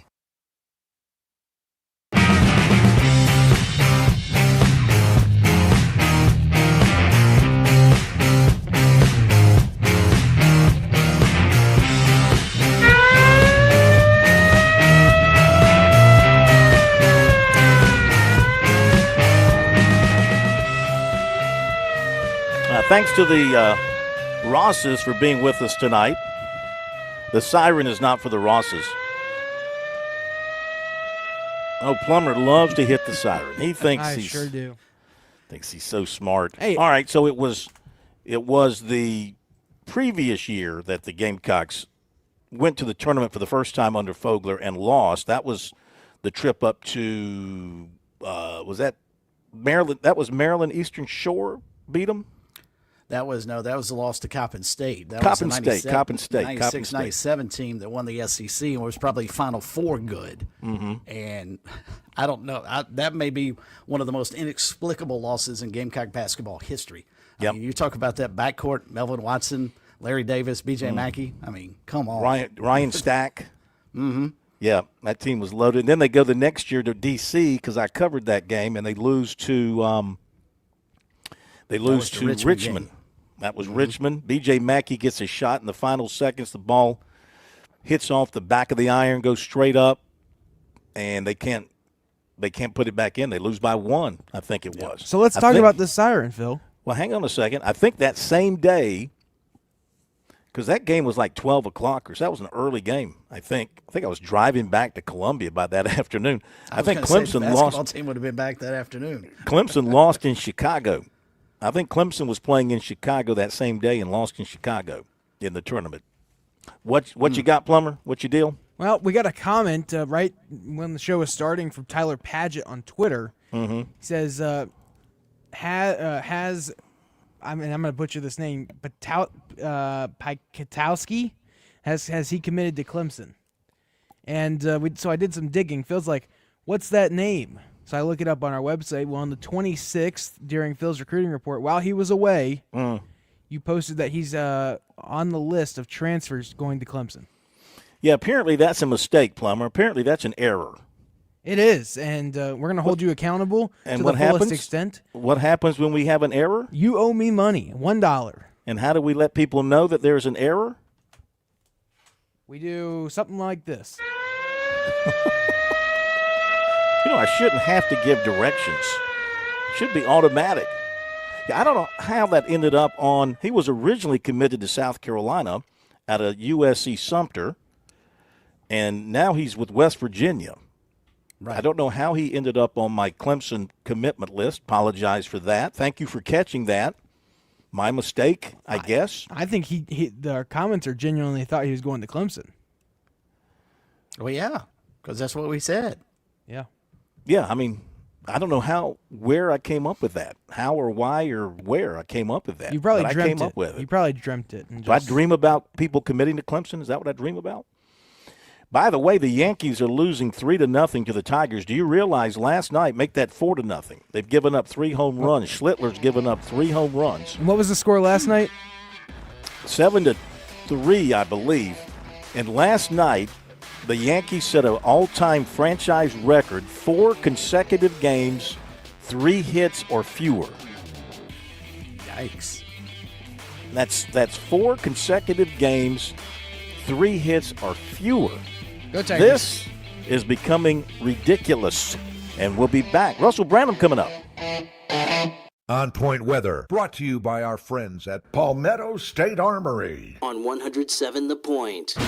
Here's tonight's forecast. We cool down to 73 as our low. Tomorrow, more of what we've had today. Sunshine, 95 the high. Climbing to 97 Thursday, 98 Friday. More sunshine. And for the 4th on Saturday, a mix of sunshine and clouds. 20% chance for afternoon showers. High of 99. Feels like temperature of 106. I'm Tal Moss with your On Point local weather. What's better than getting the best Wagyu and Hereford beef anywhere in these parts and getting it delivered to your door? How about knowing you're still supporting local farmers in Saluda over at H&J Cattle, where tradition meets quality? Visit HandJCattle.com. Place your order for $50 or more, get free delivery in Richland or Lexington County. Plus, Point listeners get 10% off your order. Enter keyword The Point as one word for your discount. HandJCattle.com. The Point. The Point. With SRN News, I'm Keith Peters in Washington. U.S. envoys arrived in Qatar for meetings with mediators working to negotiate an end to the war with Iran. President Trump's Special Mideast Envoy Steve Witkoff and Jared Kushner, Trump's son-in-law, flew to Qatar on Tuesday following a weekend of crossfire in the Persian Gulf over efforts to reopen the Strait of Hormuz to commercial ships. It's a hot one for millions of people in the Midwest and Great Lakes states. Intense heat and humidity are baking the region with no immediate relief. The National Weather Service says conditions are dangerous. The heat index is exceeding 100 degrees in some areas. The heat index is how hot it feels when air temperature and humidity are combined. On Wall Street, the Dow up by 136 points. More details at srnnews.com. Discover the seamless blend of comfort and style with Lexington Discount Homes. With over 30 years of excellence in the housing industry, our focus is on delivering your dream home with unparalleled customer service. Explore a variety of designs tailored to meet any preference and budget. Drop by our showroom at 1847 Augusta Highway to witness the craftsmanship of a Lexington home firsthand, or explore online through a comprehensive virtual tour at lexingtondiscounthomes.com. Choose comfort, choose style, choose Lexington Discount Homes. At Palmetto State Armory, we offer the largest selection of guns and ammunition at unbeatable prices. Our knowledgeable and friendly staff are here to provide personalized assistance, ensuring you find exactly what you need. If you enjoy outdoor activities like hunting, camping, or hiking, our clothing and outdoor gear collection has got you covered. We also feature an exceptional indoor range facility where you can experience the thrill of shooting in a safe and controlled environment. Visit us today at PalmettoStateArmory.com or your local retail store. Palmetto State Armory, American made for life. When you think of family, you think of hugs and lots of love. That's what your loved one will find when they move to Oakley Village for assisted living or memory care. You can rest assured your family members will participate in engaging activities, have exceptional care, and all their needs met. You gain peace of mind that comes from family taking care of family. Call Oakley Village today at 803-969-8168 and see how you too can join a community that feels like family. Or you can reach us online at oakleyvillagelexington.com. Hey all, this is Ted from Flight Deck Restaurant. We'd like to invite you and your family to dine with us. We have a great menu that's sure to please your whole family. We have fresh cooked burgers, big juicy wings, blue plate menu featuring country cooking, oven baked hoagies, fresh crisp salads, authentic Greek food like gyros, souvlaki, and baklava. We also carry 20 different premium cheesecakes and pies. Flight Deck Restaurant also has an arcade with 30 different games like Star Wars, Batman, Skee Ball, Bass Wheel, Pac-Man, Galaga, and so much more. Flight Deck, your favorite family restaurant. Thanks y'all and God bless. Hi, this is Kevin Cohen. I'm the owner, the general manager here at The Point. One of the most valuable lessons I've learned is to partner with great people. To that end, I'm looking to partner in the upcoming months with like-minded business owners, people who want to grow their respective businesses. Would you consider meeting with me in the very near future to discuss how The Point can partner with you so that you can exceed your own expectations in the coming year? Let's sit down over a glass of tea, a cup of coffee. Let's talk about how your business and my business can work together to meet our collective goals. I'm not looking simply for advertisers. I can find them by simply cold calling people a few times a week. What I'm looking for are business partners who share the vision that I have for my own small business. That vision is very simple. Local businesses need to support local businesses. Period. If you have an interest in telling people about your business via the radio, let's make it happen affordably and local. Call me directly, 563-8558, 563-8558. I'd appreciate the chance to meet with you. Maybe we can help each other.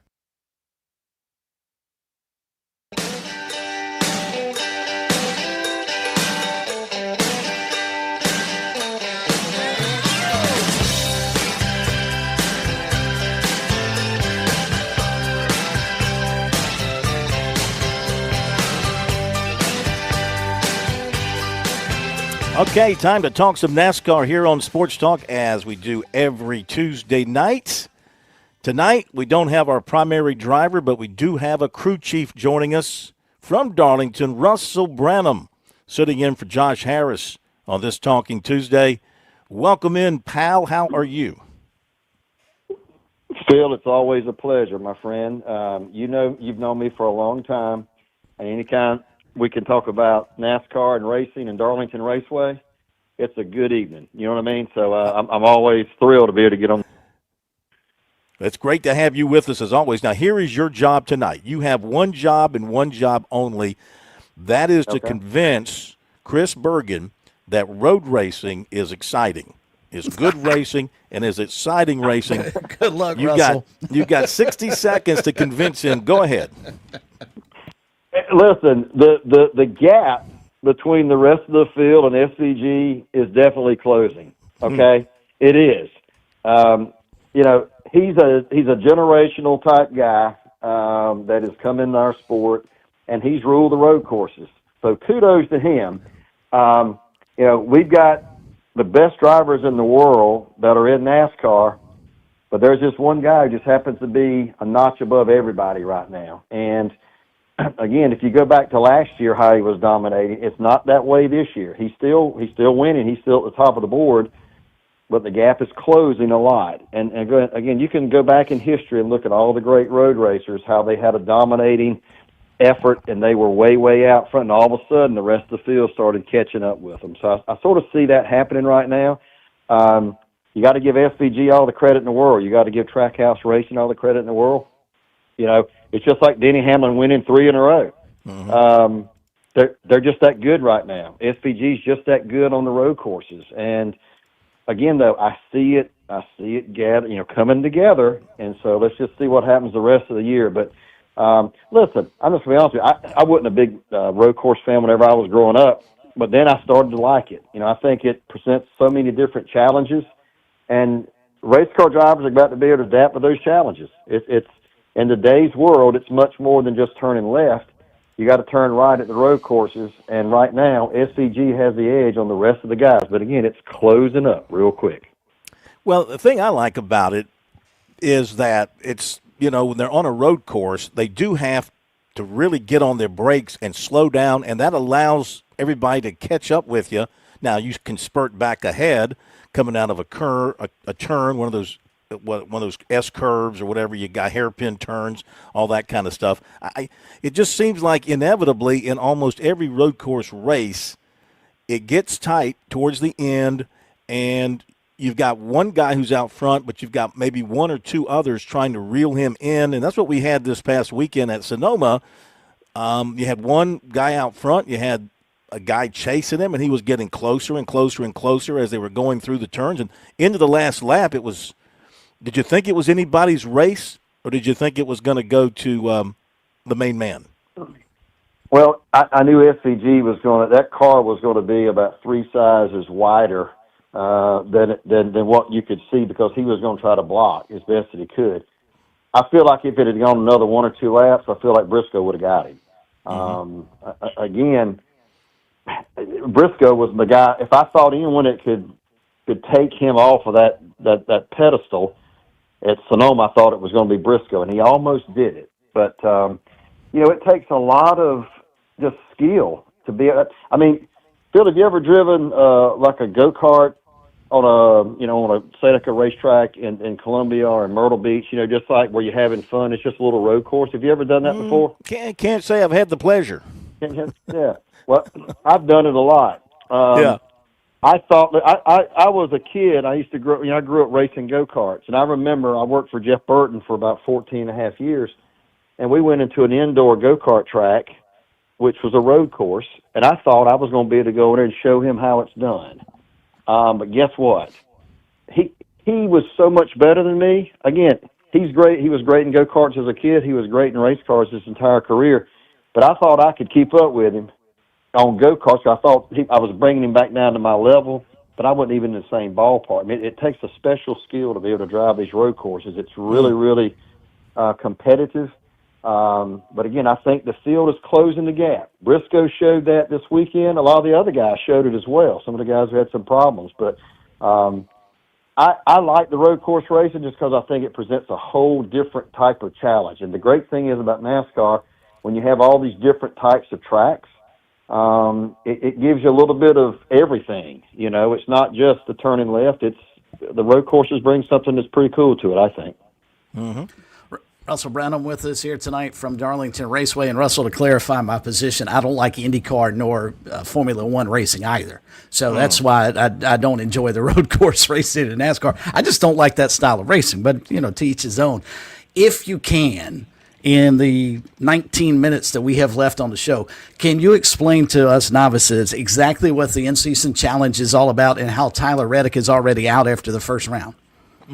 Yeah, so what they do for these races that are on TNT, basically, it's something to drive in the next, for the 5 races, it's something to drive a lot of interest. And so it's basically a competition within the races. And so they've been seeded. Just like you say, you have the NCAA basketball tournament. You have the top 64 teams, and it goes down to 32, then it goes down to 16, et cetera. It's the same premise here. where they have seated everybody. And then basically it's whoever gets ahead of that driver. So if I'm Tyler Reddick, and I'm trying to remember who he was going against. Alex Bowman, of all people. Yeah, Alex having Bowman. a terrible year. The only thing, so in order for him to be able to advance, he had to beat Bowman. Unfortunately, he did not. So it's just whoever, head-to-head, who finishes ahead of the other driver. So Reddick did not. He had problems. Bowman did, so Bowman advances to the next round. And he'll take on the next driver who was in that same bracket, the next race, and then whoever gets ahead in that race will move on. Whoever doesn't is out. So we have a little competition, just like everyone does for the basketball every year. We've got a little competition within our office where we're trying to see who can take who. A lot of people pick Reddick to go all the way. Well, their bracket is destroyed right now. So it's pretty much if you guys do the basketball, and I know you do, it's the same type thing here. I did not pick Reddick to go. I picked Reddick to win in the first 2 rounds, and then I had him eliminated. So right now, I'm one of the top folks in our little pick'ems at the racetrack right now. But it's just something to generate some more buzz about the summer month, as we go through the summer months and we get ready for the chase, which will start with the Cookout Southern 500 on September the 6th at Darlington Raceway, by the way. But this is just something to generate some more buzz about what's going on here through the summer. And so if you remember last year, Ty Gibbs actually beat Ty Dillon, who amazingly made it to the final.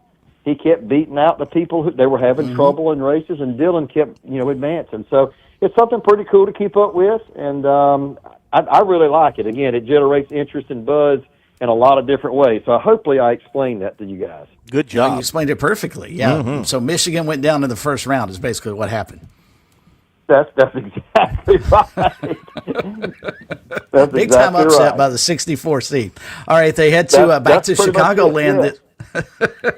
Head back to Chicagoland this weekend. I know the folks, the race fans up in Illinois, are going to be excited about the return there. How do you think NASCAR is going to handle this? Is such a big weekend in our country with the 250th birthday of the United States on July 4th. So how do you think NASCAR is going to handle this whole weekend in Chicago with the return up there?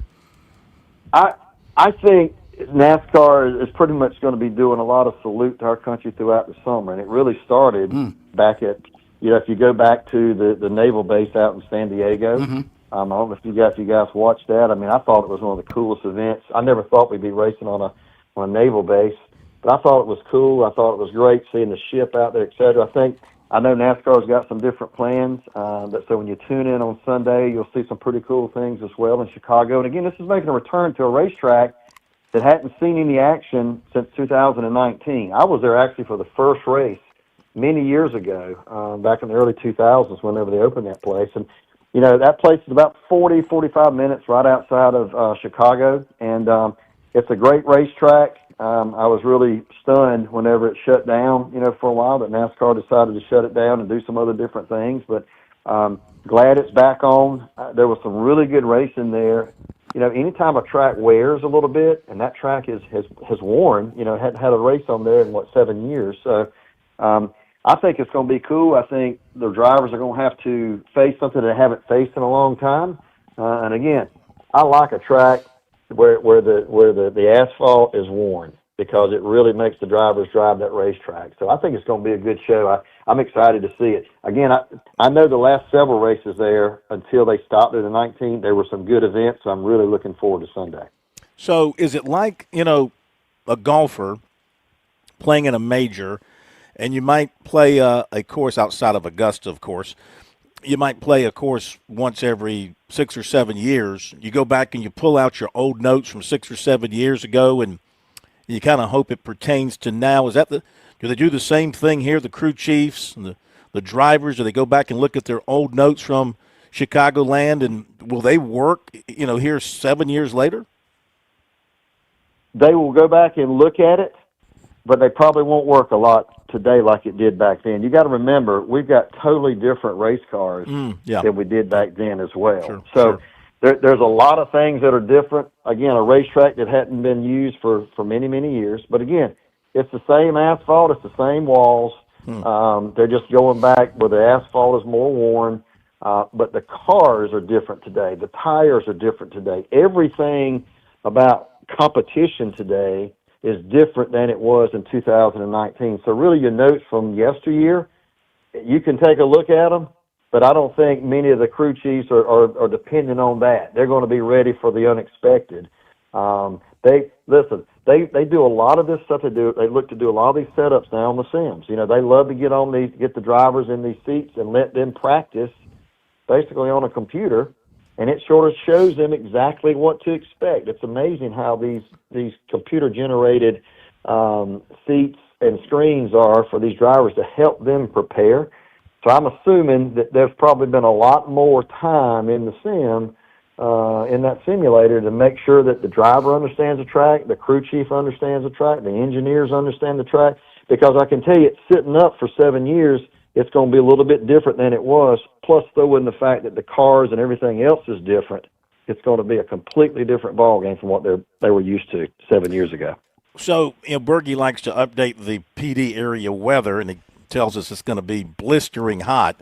So, knowing you, Russell, I got to believe that at some point in time in your time at Darlington on a hot day like that, you've taken a couple of eggs and gone out on the track and cooked them on the track. Tell me you have.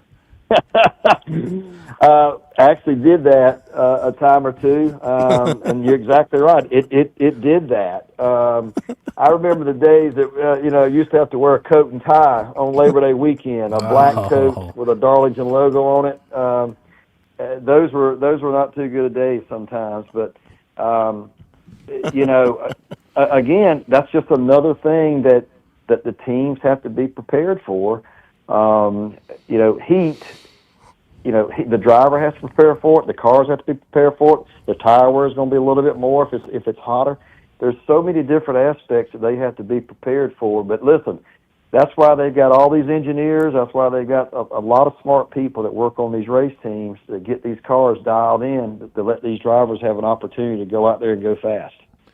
Have you ever recorded a record temperature on the surface at Darlington Raceway? Has that been recorded anywhere in the record books there? I'll be honest, I don't even know if we had a device to even do that back whenever I was there in the 90s, Phil. Yeah. I know we haven't in the last couple of years, since I've been back, but that's something that we ought to take a look at. But, a lot of times the broadcast will do that. Yeah. And they'll say, it's going to be that with the temperature on the track, it's going to be this hot, and then within the car, the driver's going to have to be prepared because it's going to be, 30, 40 degrees hotter inside the car. Mm-hmm. Of course, they do have the cool suits, but if a cool suit fails, it's going to, instead of pumping out cool water, it's going to turn to extremely hot, boiling type water. So they hope like heck that those suits can make it. I don't see how those guys handle that when that happens. How's it looking for Labor Day weekend, ticket-wise, selling like hotcakes? Speaking of hot, how are we looking towards selling this thing out again? Yeah, we're doing really great on our ticket sales right now. We've just really started a lot of our promotions and our advertising and stuff, so hopefully a lot of your folks that are listening in tonight have seen a lot of our social efforts. Social media has become a great tool to let people know exactly what's going on, and we've got a great show coming up on Labor Day weekend. We've got we've got a NASCAR, a Riley Auto Parts Series race on Saturday, and then the Cup Series race on Sunday, the Cookout Southern 500. Both of those events will be the first race of the Chase in their respective series at Darlington. So we're looking forward to it. Chase Briscoe's got a chance to do something that only one driver has done, and that's win 3 straight Southern 500s. One guy did it. And, oh, by the way, he did it 4 times. That's Jeff Gordon from 95 to 98. But we've had several other drivers attempt to win 3 in a row. Earnhardt, Cale Yarborough, David Pearson, Herb Thomas. There's a lot of Greg Biffle. Those guys all went for 3 in a row but couldn't get it done. The only guy who did it was Gordon. So now Briscoe has a chance to separate himself from all those legends that I just mentioned and put himself in second place. And if he can get it done this time, he could tie Gordon next year. So we'll see. But we're really, really pumped about it. I'm really excited about where our sport is right now. Again, we've got a lot of interest in our sport. The summer, we're going to get on a nice run here. And like I say, the fans are speaking to us. We're selling a lot of tickets, which is great. So if you haven't bought a ticket yet, go on our website, darlingtonraceway.com, and you can get those tickets. You can give us a call either way. But it's going to be a grand weekend. Again, the Southern 500 is a crown jewel. You go back and look at the races over the years, this has always been a crown jewel event, and to win it is something that you'll be proud of for the rest of your life. No question about it. Russell, as always, we thank you, and we'll talk to you again soon. We'll talk to Josh again soon, whoever it is next week. Thank you for joining us, my friend. Thanks, Russell. Always a pleasure to talk to both of you guys. Look forward to seeing you soon, okay? Thank you, Russell Branham. We're going to call him the crew chief. He's the crew chief of Darlington. We had the commander. Remember he was talking – yeah. You had the commander in Kerry Tharp, and we got the president in Josh Harris, the crew chief. You remember he was talking about the cool suits at Darlington. Remember Tyler Reddick's his cool suit failed midway through the Goodyear 400. He still found a way to win. You don't want that happening over Labor Day weekend, though. I would agree. Be right back. Business owners, if you're ready to grow your business, you can relax. With Founders Federal Credit Union, we mean business. When it comes to business loans, from equipment to expansion, our flexible financing can help fund real business growth. If you're considering a business loan, such as real estate, vehicles, equipment, or an unsecured loan or line of credit, our team is here to help. Our local experts will review your application, resulting in quick decisions and processing. And unlike most banks, we don't charge prepayment penalties. As always, from Founders, you can expect great rates and exceptional service along the way. Visit foundersfcu.com/business to learn more, or to get started, stop by an office near you or give us a call. 800-845-1614. That's 800-845-1614. Membership qualification required. Institution NMLS. Identifier number 410646. Equal housing lender. Rates, terms, and conditions are subject to change. Loans are subject to credit evaluation and underwriting requirements. If you want to reach sports fans, there's no better place than the Sports Talk Media Network. We give your business exposure on over 20 radio affiliates across South Carolina, plus online at SportsTalkSC.com and on our growing social media platforms. That means radio, digital, and social, all working together for your brand. Our audience is loyal, engaged, and they trust what they hear from us. We partner with local businesses, regional brands, and anyone who wants to connect with real sports fans. From live reads and sponsorships to digital advertising, we'll build a custom campaign to fit your goals and budget. Ready to advertise with Sports Talk Media Network? Visit sportstalksc.com/sales-contact. That's sportstalksc.com/sales-contact. Sports Talk Media Network, advertising that reaches sports fans. When I was in high school, my coach liked to say, "You don't rise to low expectations." And that's just always stuck with me. So with the help of my lottery-funded life scholarship, I was able to get a degree in secondary education. Now it's my turn to invest in my athletes, the same way my coaches did for me. Who knows? Maybe one day they'll do the same for someone else. Better coaches means a better South Carolina. And a better South Carolina means a better you. Visit sceducationlottery.com/betteryou.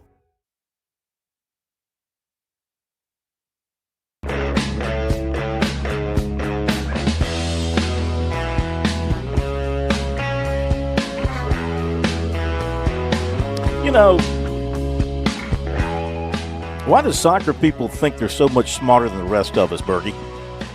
That's a good question. I mean, they really aren't. So what snooty. are you referencing? Well, they're just snooty. They can't call the final score final. They call it what? It's full time. Mm-hmm. Why can't it you just got be halftime and then full time? Why can't it just be final? I don't know. Why can't they stop the clock? There are a myriad of things we could ask. We could debate this for days. Snooty. They just think they're so much smarter. I'm sorry to see that Ivory Coast was defeated by Norway, not the little town near Orangeburg, but this would be the country, 2-1. So, and France defeated Sweden 3-0. Yeah, there's I hate to see that. I hate to if see you're looking the for your Swedish World Cup champions, there you go, right there. Well, I just hate to see the Swedish cheerleaders go home. That's disappointing. Yeah, but very anyway. true. But France is by far the best team in the field. Oh, is it really? Oh, yeah. Wait a minute. Argentina's got what's his name, Yeah. and Who else has that really good player? Oh yeah, there are several really good players, individual players on several teams. This is the extent of my soccer knowledge, so stand back. Well, you sound pretty knowledgeable. But France has about 6 of them, so they're just loaded. Let's see now. Argentina has Messi, right? Mm-hmm. Correct. Okay, and then there's a. Let me see if I can pull it out. Not Ronaldo. Is it Ronaldo? Yeah, with Portugal. Okay, that's a player, Ronaldo. Mm-hmm. Okay, Cristiano Ronaldo. Isn't there a Nehemiah, or Nia something? Neymar plays with Neymar. Brazil. That's it. Neymar. Yeah. Okay. I'm Man, showing you're really the pushing extent. my limits here. Yeah. Well, you're doing a good job. Smarter than I am. A reminder. See, we have people we refer to by the first name. We have Chuck and Ellis tomorrow night. Okay. There are goal scorers, and we'll talk football. They'll break down Gamecocks, Tigers, maybe talk a little Coastal Carolina as well as they are prepping themselves for the upcoming football season. You know they're keeping up with what's going on. Plus, Ellis has Chuck's a son. not overseas somewhere? No, he's here apparently. Wow. And, of course, Ellis has a son on the Clemson football team, so we'll get all kind of we can't get him in trouble. we'll get all kind of inside knowledge from him that he will share. And so, a couple quick things here. Shout out to Nikki Hood, David Hood's wife. Yes, I saw that. Mm-hmm. Had surgery, cancer treatment, apparently, based on what David posted. Everything went very, very, very well. So tremendous. Excellent report there, so we're happy for them. Shout out to our station owner of the Big Dog down in Hampton and Allendale and Barnwell, Rick Gooding, but a shout out to his dad, Carl Gooding, who is in hospice care right now. So we wish him the best and hopefully a recovery there. But thinking about the Gooding family down in that part of the state.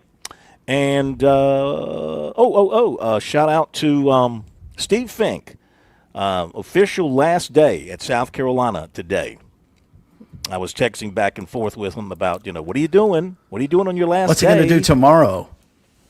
That's what I asked him. He said, he says, I'm working out, I'm mowing the yard, and I'm taking a nap in my pool. So Nice. Good for him. And I said, well, you can always go over and cut my yard if you need something else to do. But again, congrats to him. Career officially over. And the Gamecocks say goodbye to Under Armour and hello to Nike. Boy, based on social media coverage, this might be the greatest event in the history of Gamecock athletics. You might want to go win some ball games in it if you can. And we'll see you tomorrow night.